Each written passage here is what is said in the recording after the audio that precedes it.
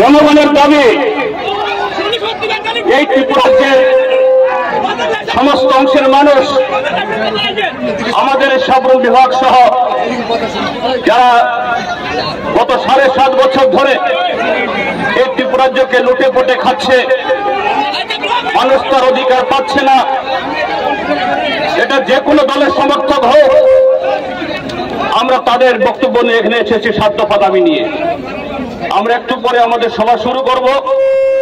আমি তার আগে এসডিপি মহোদয় এখানে বলবো, আপনি প্রশাসনের প্রতিনিধিত্ব করছেন, আপনি বিডিও সাহেবকে এখানে নিয়ে আসুন, বলুন ক্ষমা চাইতে যে এখানে ত্রিপুরাজ্যের এই অস্বাভাবিক পরিস্থিতির কারণে আমি আমার এখানে আপনাদেরকে আসতে আমি একটু বারণ করেছি, কারণে আপনাদের দাবি সনদগুলো আমরা তুলে ধরবো, এখানে আসতে বলুন। এবং এই যে জনগণ, আমরা শুধু সিপিআইএম না, আমরা জনগণের প্রতিনিধি, তাদের কাছে আপনারা ক্ষমা প্রার্থনা করুন। বন্ধুরা, এই শোনো, এদিকে আসো, এদিকে আসো, এদিকে আসো, এদিকে আসো, এদিকে আসো।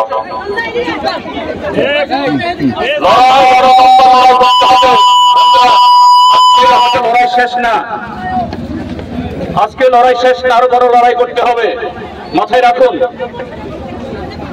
এই লড়াই কোন উচ্ছৃঙ্খলতা দিয়ে যারা আজকে শাসক দল দেখাচ্ছে, আমরা তাদের মতো উচ্ছৃঙ্খল দল নই।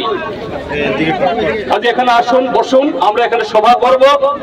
বিডিও সাহেব এখানে এসে আমাদের এই মেমোরেন্ডাম নিয়ে যাবেন, তারপর আমরা এখান থেকে যাব।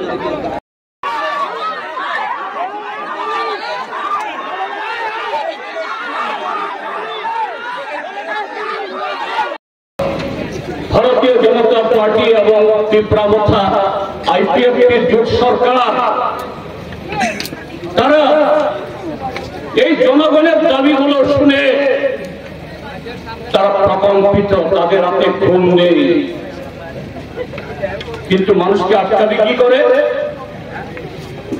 ভারতীয় জনতা পার্টিকে 2018 সালে যারা ভোট দিয়ে সরকার এনেছিলেন, তারা সব খারাপ মানুষ, এই কথা আমরা কখনো বলি না, আজকেও বলি না।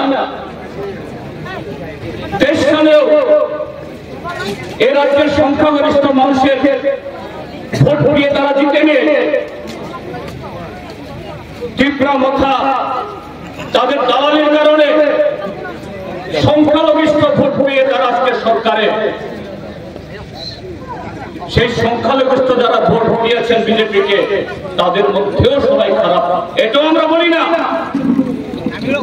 কিন্তু গত 7.5 বছরে এই হাজারো অন্যায়, অত্যাচার, গণতন্ত্র হরণ,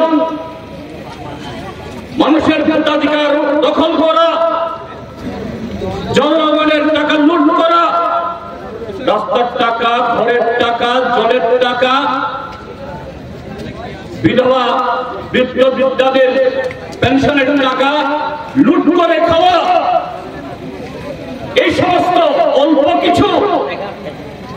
বিজেপির ছাত্রদের এদেরকে রক্ষা করার জন্য কোনো ভালো মানুষ আসেনি, আসবেও না, আগামী দিন আসবে।